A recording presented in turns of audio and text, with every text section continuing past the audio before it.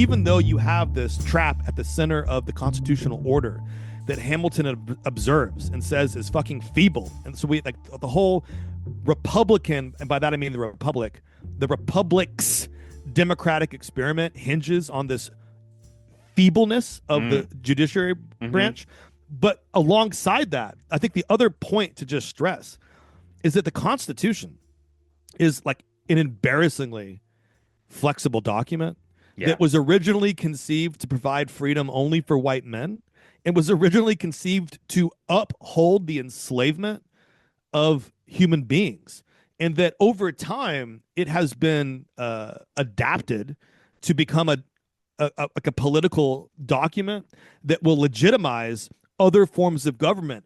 But the point that I would just stress that we've often made is the trap of its flexibility means that the kind of progressive, liberal, linear faith that the Constitution was going to continue to evolve to become a document that supported human rights and anti-slavery and worker protections.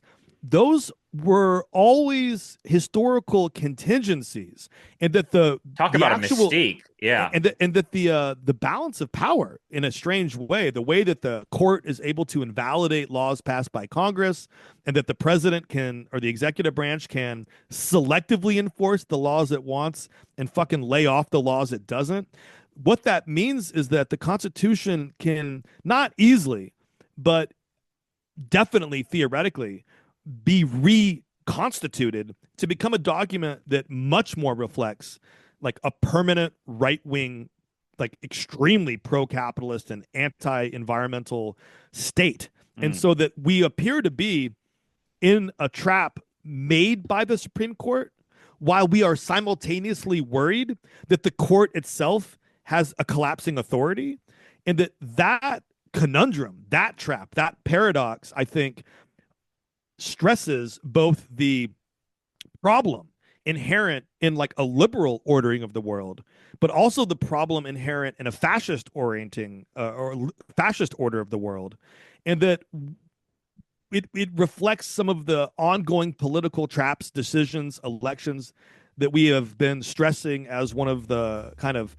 fundamental problems without resolution that cuts to the core of like the U.S. experience in our lifetimes, the thing that makes our political culture. So the trap is much larger than partisanship.